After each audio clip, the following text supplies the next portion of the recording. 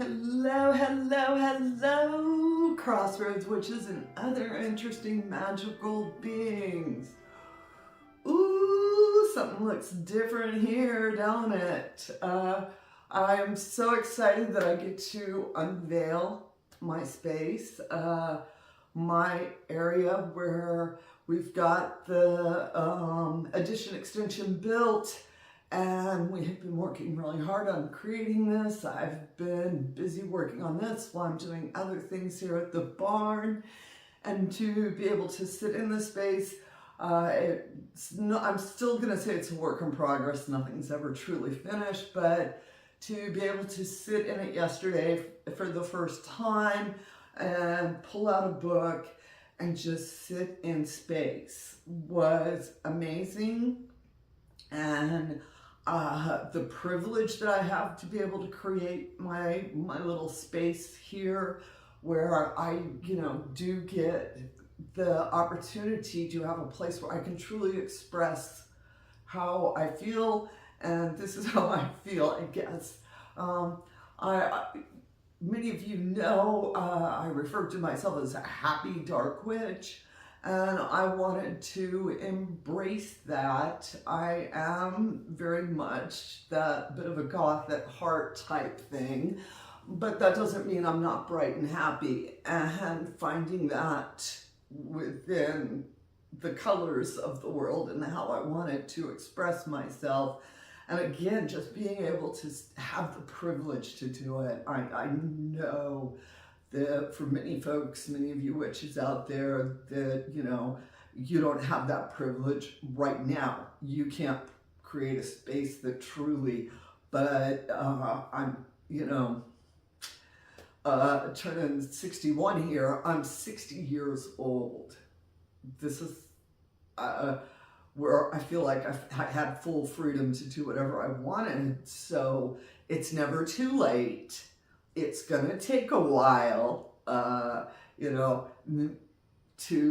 get to that point. And I know some of you young folks out there, you want it now, and you're like, I want this space. And no, let it evolve. Let it slowly build over time.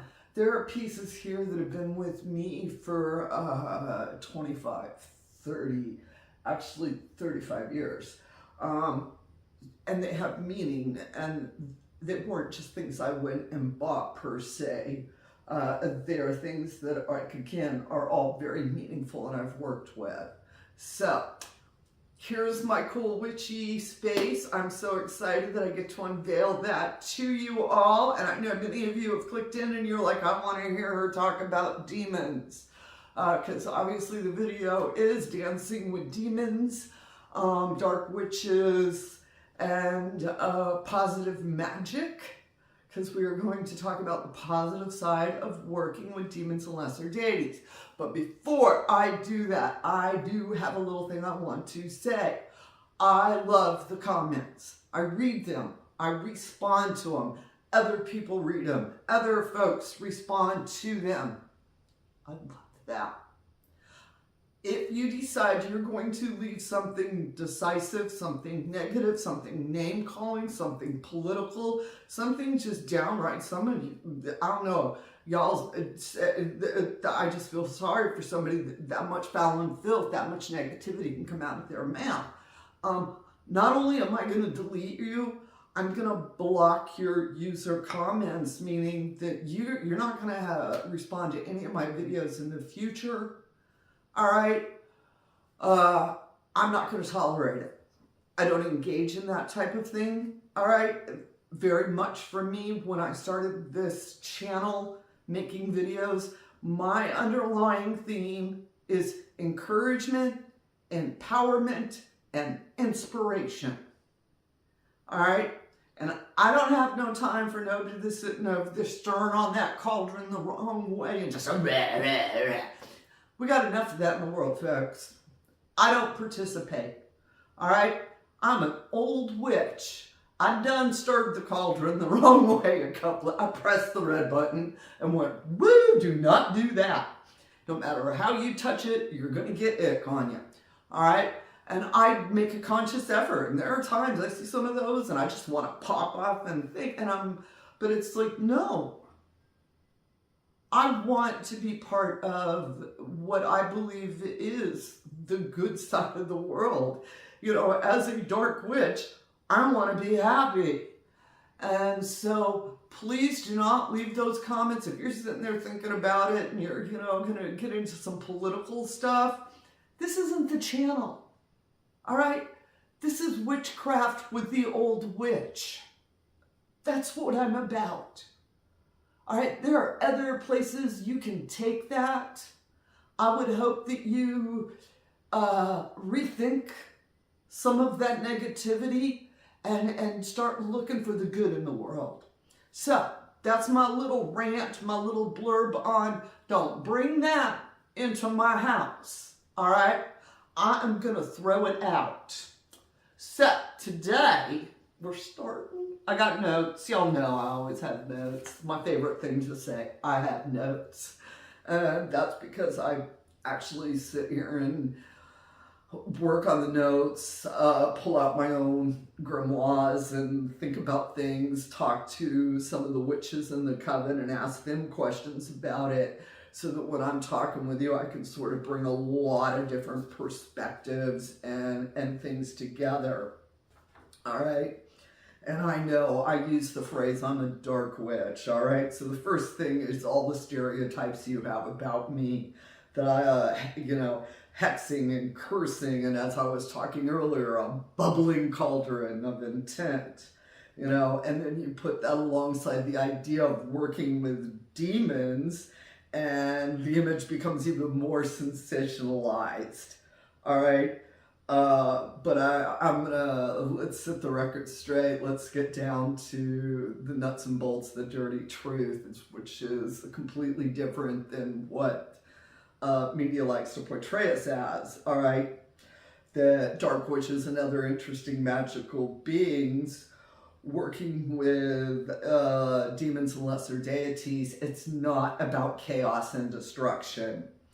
It is about transformation, empowerment, and healing in ways that mainstream spiritual practices shy away from.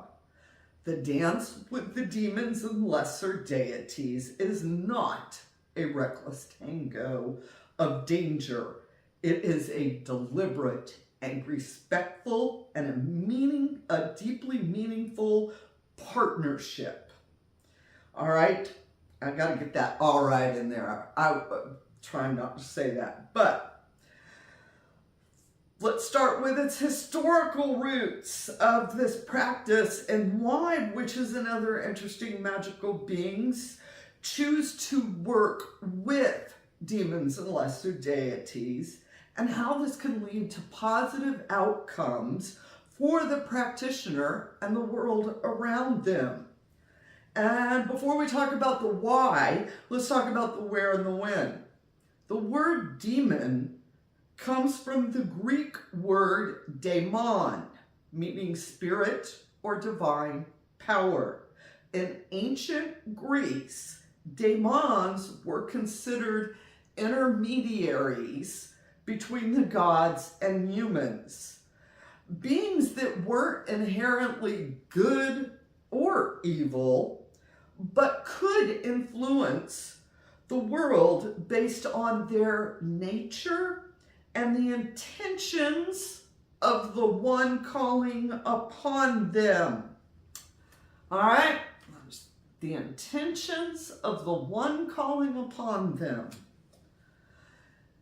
In the ancient world, when we get back into Babylonia and Mesopotamia, the traditions, their magical traditions, we know, we have records, spirits and lesser deities, demons, were invoked for protection, healing, and justice. The goddess Earth, give me a sec, Ursikiel, the goddess Ursikiel, ruler of the underworld, was approached for wisdom in navigating life's darkest moments. And now we're going to get to the Middle Ages. all right, 16th century, 1500s. During this time, Christian theology reframed these spirits as demons, inherently evil, and associated with sin. However, in the shadows of this religious suppression, practitioners of folk magic and our early occult traditions continued to work with these entities, viewing them as powerful allies for balance and justice. And that's where we see the works, the 3 books of occult philosophy by Henry Cornelius Agrippa.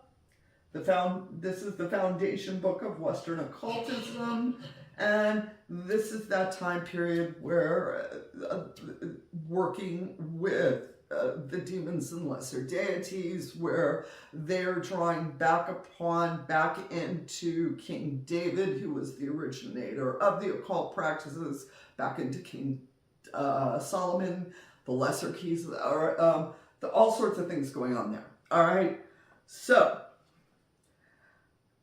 this reveals that demons and lesser deities have always been a part of a spiritual practice, not as foes to fear, but as powerful forces to respect and work with. And now you're like, well, okay, so it's only until recently they've been labeled evil. Prior to that, through most of the time, they were not. They were just, like I said, it was the nature of the beast, what Mother Nature teaches us. They are what they are. You work with them within that bounds. All right, so why do you want to work with a demon or a lesser deity? And this isn't about approaching this out of rebellion or out of malice, but for reasons grounded in empowerment, in balance, in transformation. All right, demons and lesser deities often represent the aspects of life and self that society fears or suppresses: death, desire, anger, ambition, jealousy, greed. There's a whole list that goes on of things that society says, no, tap that down, where within the universe there are entities that work within those energies. It does not make them good or evil. It is just, again, the nature of them. All right, working with these beings allows, which is another interesting magical beings, to confront and integrate their own shadows, and it leads to personal growth. So that's one of the reasons why we would work with them. You may want a witch working with Lilith, a figure often demonized in patriarchal traditions, might seek to reclaim personal power, autonomy, and sexual liberation. Y'all are starting to think, like, ooh, I'm thinking about Lilith a little different, aren't you? And again, go research, but I'll talk about that in a minute. Another reason you may decide to work with a demon or a lesser deity is for justice and balance. Dark witches often turn to demons and lesser deities to address imbalances or injustices that other spiritual practices shy away from. These beings are not bound by human moral constraints, making them powerful allies in righting wrongs and seeking justice. A witch might work with the demon Andras to sever toxic ties, or with the spirit of the crossroads to bring truth to light in a situation clouded by lies. Y'all starting to rethink it. I can hear a couple of y'all. I'm like, ooh, they're like, wait, they're not bad. No, they're not. But we're going to talk about respect. All right. Demons and lesser deities are often associated with change, initiation, and rebirth. They guide practitioners through life's most challenging transitions, offering wisdom, strength, and the courage to face the unknown. A witch might invoke Urshikiel. If I mispronounce that, please, it was with the greatest of intent. Goddess of the underworld when going through a period of grief or transformation, seeking her guidance to navigate the death of one chapter and the rebirth of another.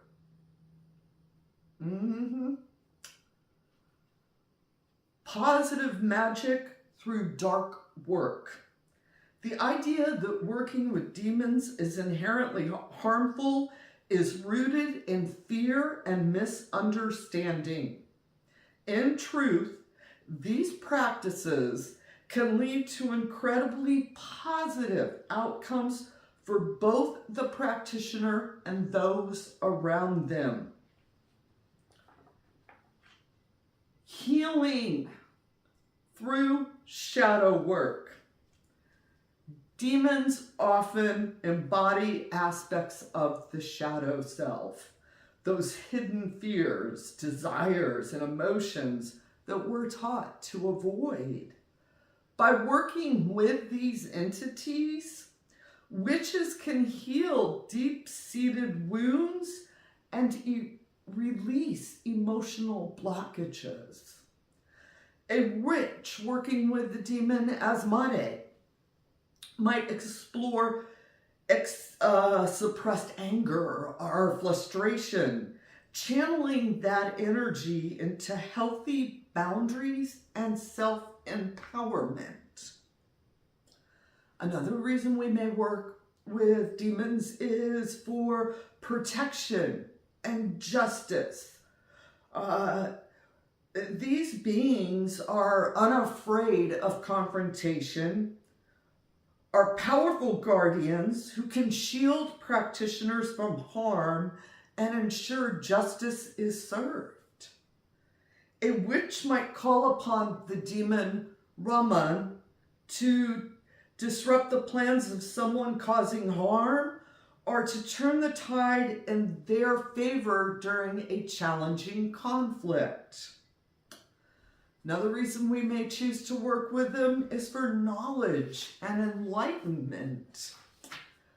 Demons, especially those featured in grimoires like the Ars Goetia, are often associated with knowledge. Working with them can lead to profound spiritual insights, creative inspiration, and the unlocking of hidden potential. If you're a writer or artist type practitioner, you may work with the demon Paimon, known for granting knowledge and creativity to break through creative blocks or to develop new ideas. Now, I'm like, I've sort of got me all leaning in a little. We're going to talk about the ethics of this. All right, the ethics of dancing with demons.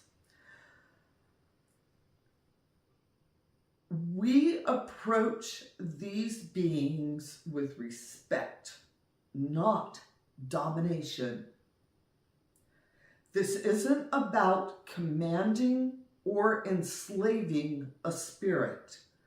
It's about forming a partnership based on mutual understanding and clear intentions. And there's rules to this dance. The responsibility of it is first, respect. Always approach these beings with reverence and offer something in return, such as an offering or an act of gratitude. And my little side note is a lot of these beings and entities are very vain. Just tell them you look good today, or aren't you handsome, or beautiful, or snazzy, or you're sparkling today. That's more than enough to feed a demon's vanity. Um, Clear intentions. This is about being honest with why you're seeking their assistance. Vagueness invites miscommunication. Boundaries. Just as you would set boundaries with people, establish clear energetic boundaries with spirits to ensure a healthy working relationship. Accountability. Understand that your actions, magical or otherwise, have consequences. Working with these beings is not a shortcut to bypassing responsibility. And I want to talk a little bit more about, often I said the Ars Goetia, we think about all these, big lesser deities or these demons, and in reality, that's very, very few. The majority are I don't want to say smaller because I don't want to diminish in any way. Y'all know what I'm saying, I ain't diminishing. But they're minor players. That's a good way to put it. You still have a starting role. And that you have to take all of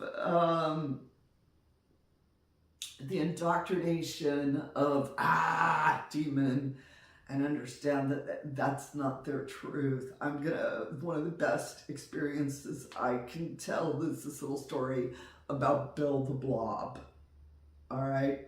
I was with a witchy friend and we went to another friend's house and we were walking up the sidewalk and I had like a stumble moment. The homeowner friend was standing there and made the comment, "Oh my, everybody always trips on this sidewalk. There's never anything on it. I don't know why they do this. What's going on?" The witchy friend who brought me, immediately you could feel like the spidey senses being put out, where they were like, "Where is it? What is it?" And as soon as I felt her doing that, then I started tuning in too, and the next thing you know, both of us, and it was one of those just mystical, magical, coinky, wonderful moments where we both honed in on this little bit. It was like a half a dozen gravel rock. It was like large gravel rocks is the best, because it wasn't like pretty landscaping rocks, but a little pile by a bush was sitting there. Both of us are like, and then we like looked at each other and looked at the rocks and started realizing that something had moved in, but it was sort of something small. It wasn't, it was just like almost this little dark, delicious wickedness blob is how I ended up describing it. And then my girlfriend who brought me, immediately said, "Bill the Blob," and we all had a moment of laughter, and the three of us sort of circled around and had a little chit chat on, obviously the homeowner friend did not want Bill the Blob staying on the edge of her sidewalk for people, because they, I don't think he's really, we say Bill the Blob, but Bill's not a guy. Bill's just there. But they don't want them staying there tripping people, all right?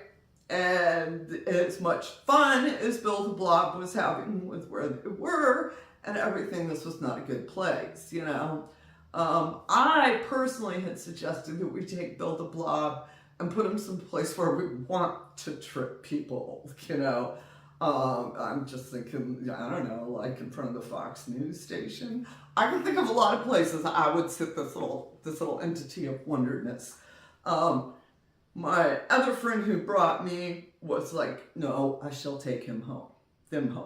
I will take them home, And so at that point, we had to have a little moment. She ended up talking with Bill for a while about where, she lived and making sure Bill was cool with it, getting to know Bill a little bit, And like I said, a lot of these entities are really vain. And it's sort of like having a little power tool and working with them, because all you have to do is start complimenting them and tell them, "Ooh, you're so sparkly. Ooh, you're just the best little blob there is." And you can just see Bill like, "Ha ha ha ha, it's me." Have a whole realization moment. I say moment, this was actually, it was sort of a couple hours in the making and everything, where she got this like shallow bowl bucket thing and took the rocks and some of the dirt and put it in there, and took Bob home with her. And she actually has a large farm, and he's over where there's some like rotting stump type thing where they had done some land clearing, and they're just gonna leave that alone for many years. And Bob lives back there so he can trip insects. He really likes messing with the bugs, and he's happy. He's the best little lesser deity in a wonderful physicality space, where he is using those rocks to come into physicality and to, sit there and basically smush ants periodically. That's all his capability is. He is not a true demon and everything, but understanding that if you're standing somewhere and you get like that little sense of something dark in the corner, it isn't looking at it as, is it evil? It's rejecting that binary thinking and understanding that these are entities, these are creatures that have very complex personalities, would be the best way to describe it without humanizing it, because that is something we have to be very careful as well, where we want to humanize it. We humanize our pets, we humanize our landscaping, we humanize everything we can get our hands on, and we have to be mindful not to do that. So I did want to tell that story because I was actually talking to her a couple of weeks ago, and she made the comment that she had gone for a walk and she stopped by and told Bob that he was doing a great job and how great he was and all this. And, she leaves little offerings. She still feeds the relationship. She's never asked anything of it. She says that, she feels like that, if anybody tries to mess with her, then Bill's going to trip them. And so she has a sense of empowerment, a sense that he is protecting her space as much as his little self can. All right, but that is the typical relationship. It's not the cinematic, it's a demon. Most of them are able to protect. I look upon it like having a couple of Rottweilers on property, all right? As long as I feed my Rottweilers, I treat them well, I'm nice to them, they like me. They protect my property. But I still have to keep care of them and not look upon, just put it out in the yard and wonder where it went one day. And it's an ongoing relationship that I choose to have around me. And we're going to get back on my notes because I'm going to keep talking to y'all. All right, next one. Breaking the stigma, what I was just talking about. All right, the idea that demons and lesser deities are inherently evil is rooted in centuries of religious dogma. That's it. All right? This is where the church labeled them evil, and henceforth they were evil. They're not evil. But we as a society have been so indoctrinated that it's hard to get it out of our brains. So if you struggle with this concept, it's okay. We all did. All right. To dance with demons is to step into the shadows, not to lose yourself, but to find what's hidden. It's about reclaiming power, confronting fears, and transforming darkness into strength. For dark witches, this is a positive and sacred path. One that leads not to destruction, but to balance, to growth, to healing. And so if you feel called to the dance, know this: it's not about summoning danger or chaos. It's about stepping into your truth, facing your shadow, and embracing the powerful forces that can guide you through life's darkest and most transformative moments. That's what I'm saying right there. Now, my notes are available on House of Witchcraft. You can go back and go through my notes, because sometimes I do skip little sections and sometimes I just go off script and start talking about other things that fascinate me. I also have at the end of my notes the ritual for summoning a demon. And I'm not going to go through all of this here, all right? Although if you, just go get the notes. It's so much better. One of the things, though, I want to talk about is, again, mutual respect, clear boundaries, understanding of the purpose. This isn't about control or domination, but about forming a partnership. And when we work with these entities, the first thing we need to do is know these entities, all right? And that's research. You saw me earlier with the 3 books of occult philosophy. It's a really good place to get some understanding. I also think, Pandemonium, I really like. This is a visual history of demonology. And as you can tell, I have some favorites in there with that. And then also, where's the other one? Oh, it's under here. A Field Guide to Demons is another good book. And then, of course, your Conjure Codex is a good place to go as well. If you are working within your folk magic realms, then that would be by culture or by region and doing that type of research. And I hope this helps. Please leave a comment if you have a question or anything on this subject. If it's something, like I said, that you're like, I want to know more, research. And making sure that you're staying within academic sources, making sure you're going down rabbit holes and taking notes. I know. People are like, I don't want, but you really need to, if you want to work with a particular demon, all right, Asmodee, knowing their story, knowing the time period, the civilizations, the cultures that were coming together during that time, the offerings that were given, and just knowing more so that you can draw upon that to help you create a relationship.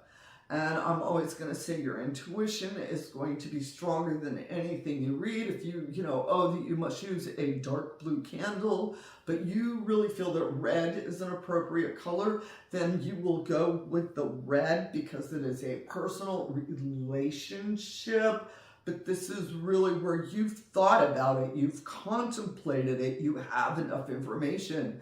This isn't taking a bit and piece idea of, I'm just going to use red because I think it's pretty. I'm going to remake this entire demon into what I want it to be.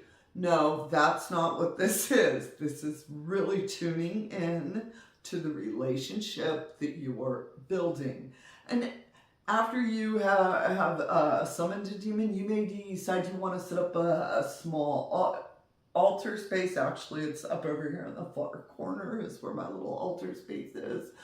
A small altar that you feed it. You may give offerings, whatever is your way, your relationship way, and continue to have that demon or lesser deity actively in your space. No difference if you would set up an altar to Hecate, or you set up your different altars for different things. And yes, you can set the altars up. They'll fight with each other. No, they don't. I don't know where that, I guess when we talked about the battles of the Olympians type things is where, that comes from. But very, very, I can't even think of an example, to be perfectly honest with you, because as mankind has moved through the ages, we have been a constant blend of civilizations that have rose and fell, cultures that started over here and then grew here, and then this culture was added to that culture, and then that grew into something different. Where I often talk about the fact that, do you know if you grow basil herb with tomatoes, you make a spicy tomato. The tomato will actually take on the flavor of the herb, of the basil. And that's what I sort of think about, is it's like, two cultures came together, it got planted in the dirt, and you got a slightly spicy tomato. It's not taking away from the basil, it's not taking away from the original tomato that was grown without the basil, but it's now this new something different. So, the gods are smarter than us. Demons and lesser deities do not live within the realms that we are confined by. They are timeless. They are from the beginning until the end. We're just here visiting. So do what feels right. This is so important. Tune into you. And if for any reason you feel any doubt, you feel uncomfortable, then stop, back away, cleanse your space. Wasn't your time, wasn't your season. And, in a couple of months, a couple of years, hell, a decade later, you may be like, I want to revisit this subject. We have different seasons where we have different experiences. And with that, I am going to end this video and say thank you to all you witches that watched till the very end. You know that there's some bonus footage on the backside, so please enjoy for those of you that like to watch. With that said, get out there, fly those brooms, have a bright, blessed day, and as always, amen, blessed be, ashe, and a bobo.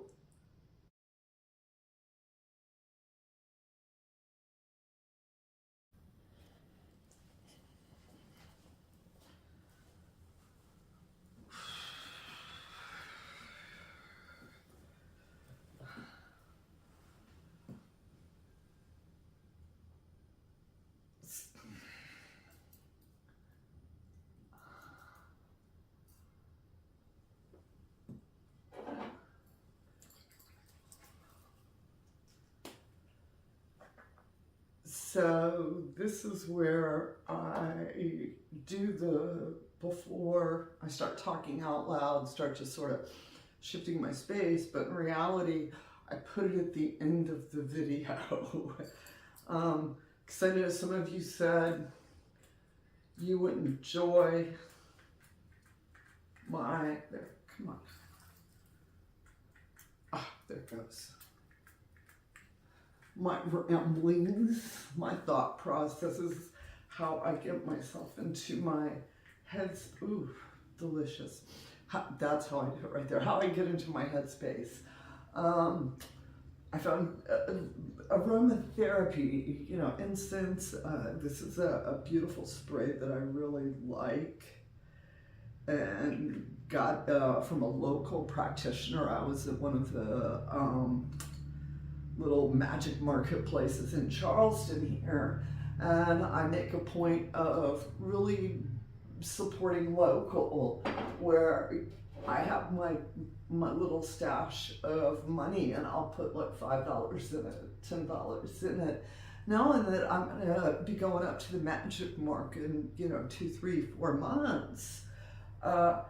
And I have my little stash of money so that when I go up there, I can buy things that I want to use, because I really do believe that that an actual practitioner, somebody who's really has a passion for whatever they're creating, that energy, that magic goes into the product, and that we are sort of losing that. We think we have it, but in reality we're not, because corporations are making us feel like we're buying special, but we're not really buying special. So that's my whole thought process, where I'm just like really thinking about, even when I go into a magic shop, on where did they source the materials, what is this shop about? And a lot of times gravitating towards what the shop makes more so than the things that they stock. And it's a way to give back to our community, but it's also a way to make your magic more potent. There's, a hand-rolled candle that's been infused with herbs by a witch, and which is sitting in her little workspace, and their passion, is all into this creation. Yeah, that's going to be a powerful, powerful candle. And how important it is, for us to be aware of where we get our products from, and making sure that we're using what we have, first of all, using what we need. Just there's so many little things that I don't think we think about, because our community's been so commercialized that we feel like we have to have the aesthetics. As I sit here in this space of aesthetics, and do be aware that many of the pieces in this space have been with me for a long time. I've slowly gathered them. Somebody was asking me about the beautiful screen behind me, and the reality is I probably had that thing for like 25 years. I drug it to California and brought it back with me, and it has been in a lot of different spaces for me, and I love the vibe of it. And when I was creating this space, it very much was part of my creation on, what I wanted to sit in, my special little space, the space where I want to sit and get my witch on. And having the privilege to be able to create this, and just being so grateful about it. And I'm so, that I'm getting ready to, but for you guys, you've already seen this space. I'm gonna, unveiling this to everyone.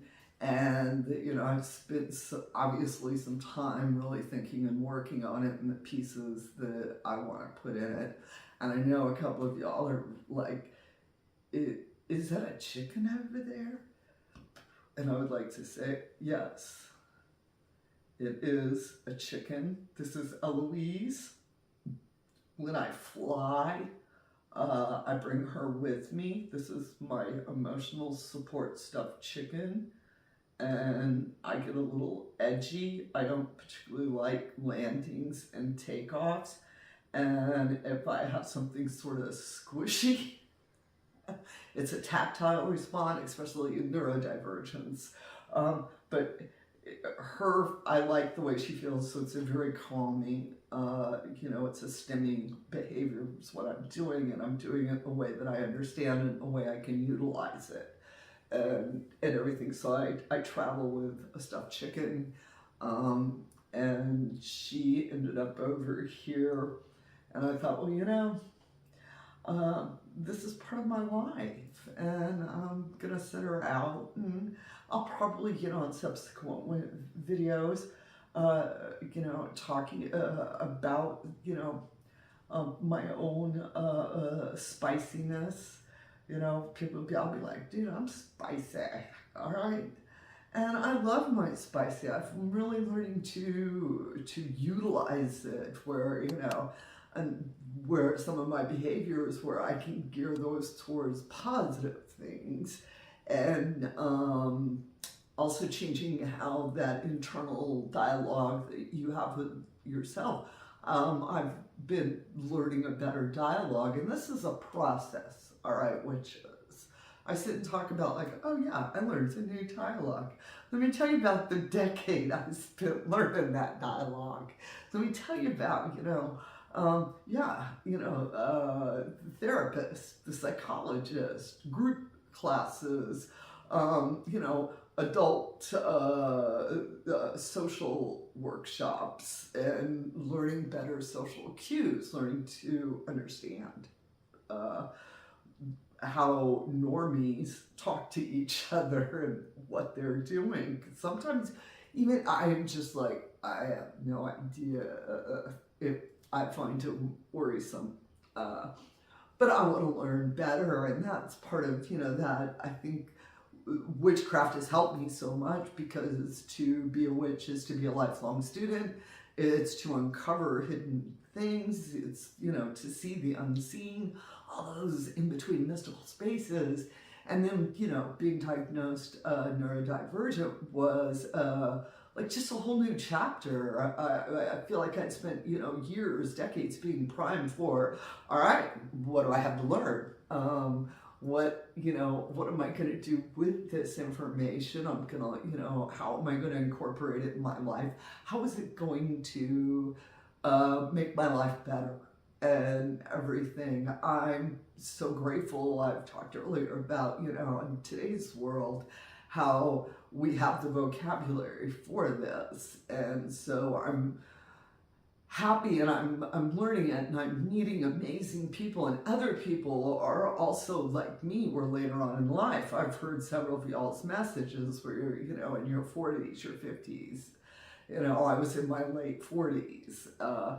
But when you were in, you know, later on in life, and all of a sudden you're like told this, and you're like, I think, you know, you almost want, why didn't I know earlier? And, you know, we want to almost think, you know, oh, if I'd known this, then this and this. No, we can't look back at our past like that. We look back at our past understanding we were doing the best we could with what we had, you know, and learning to do better now that we have better words. And so I'm just enjoying the journey. You know, I didn't look at it as a disability. I look upon it as a special power. It's really how I think about it. And I do want to end, because I know a couple of folks. All right, and I know I'm going to say something at the beginning of the video as well on I read and respond to those comments. I'm so touched by so many of you who've chosen to share your personal stories in a public platform. And I want you to know that you're inspiring other folks. Now, if you are going to leave a crap message, I'm going to remove it, and I'm going to block you from the channel. All right? I don't engage. And I don't mind diverse opinions and views. And that's something I'm going to talk a little bit more at the beginning of my channel here, but I want to end on it because I've sort of had a couple of little comments from folks that I just feel like y'all trying to stir the cauldron the wrong way. Instead of writing down hate and discontent and foul and filth and division and finger pointing and name calling, maybe write down some nice things. Maybe that's what we need. And if all you can think about is crappy things to say, yeah, maybe you need to be working on you and stop writing comments down. Yeah, that's what I'm saying. All right, witches, I'm gonna start this video now, and I'll catch you guys at the end of it. Thanks so much for watching till the end. I so appreciate. All right. Now, you know I'm going to say it. Go fly those birds.